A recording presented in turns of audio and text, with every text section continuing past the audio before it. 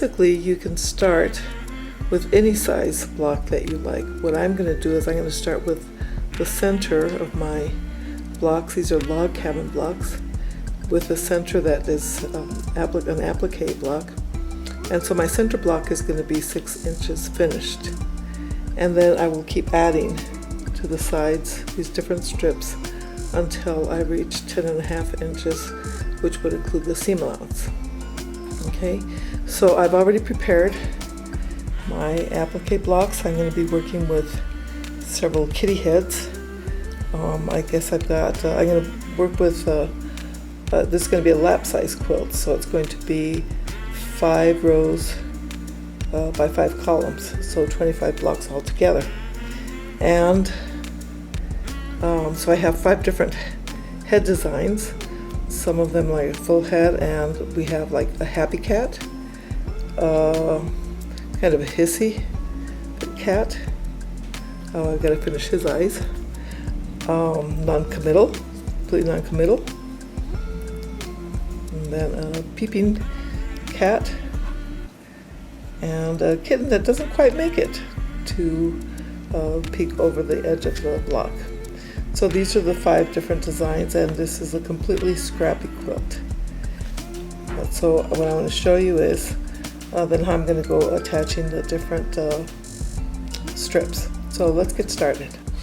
Okay, so I'm going to start by sewing on one of the shorter strips, and I'm going to work in a clockwise fashion. You could also go counterclockwise.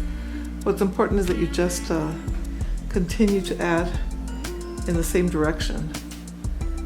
I'm using a 1/4 inch foot, although here, you know, this is a very forgiving technique, so you can just keep adding strips as much as you want until you reach the size, the final size that you want.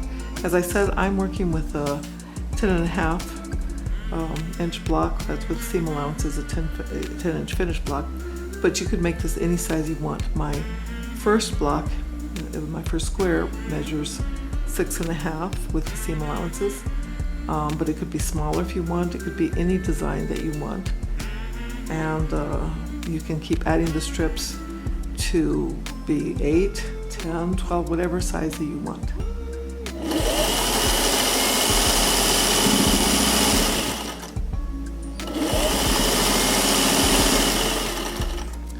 And here you could actually strip piece your blocks, but I want to work with I'm going to finish one block to show you what it looks like.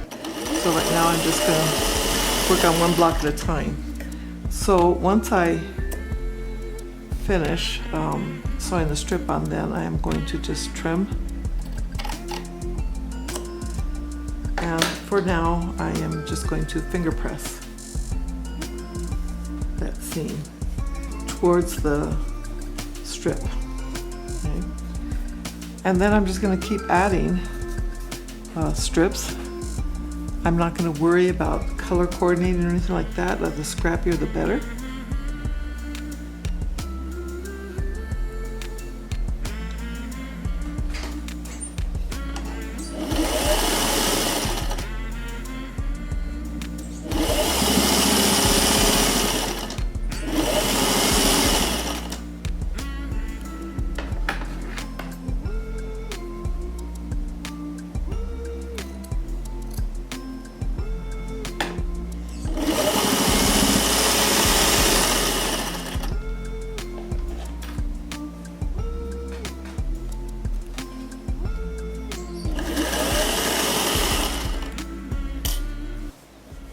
Finger press the second one, and once again I'm working a clockwise fashion.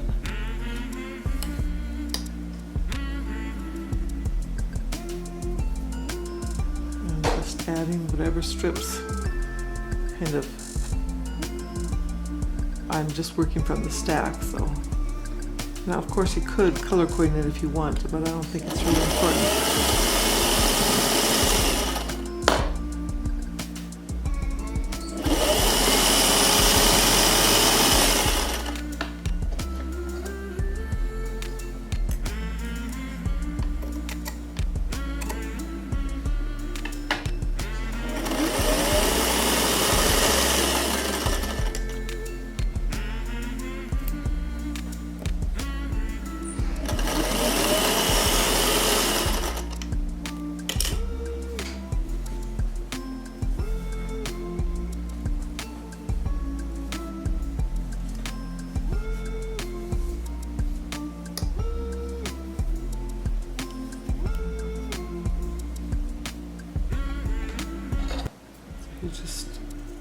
trim as you go along.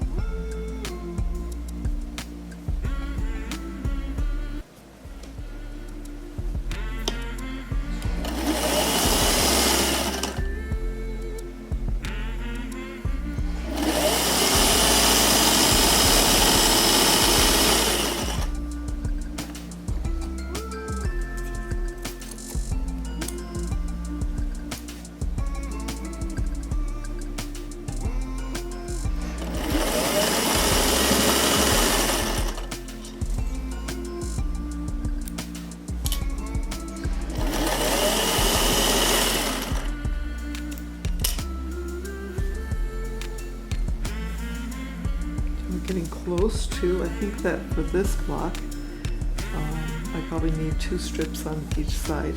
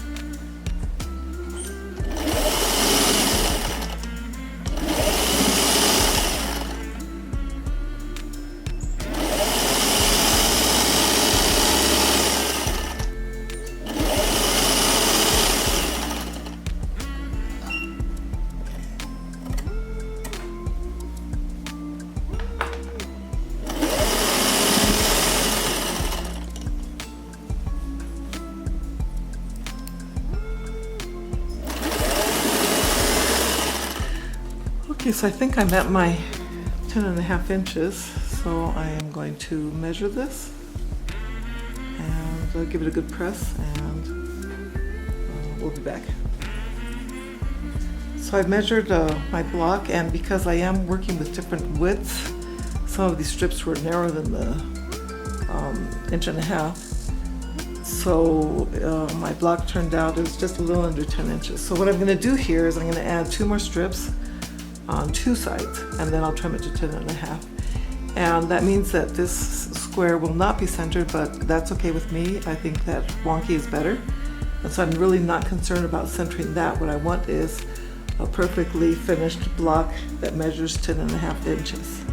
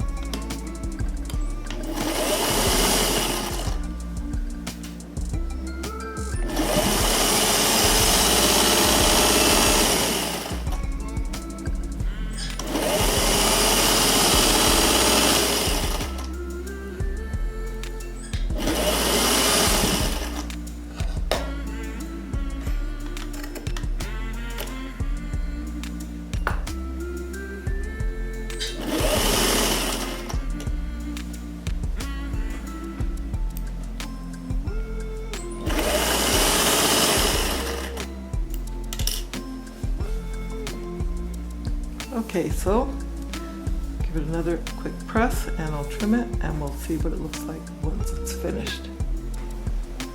Okay, so here's the finished block. As you can see, there are more strips on this side and here than on the other 2 sides, but that's okay. What I care about is that it is the 10.5 inches that I need for the quilt setting that I'm planning. And then the other thing I noticed was that one of the blocks, when I trimmed, I actually made a mistake and trimmed it at 6 inches wide instead of 6.5. But I'm not going to worry about that either, because in the end, all I have to do is keep adding the strips, and as long as my finished block measures those 10.5 inches, I will be fine.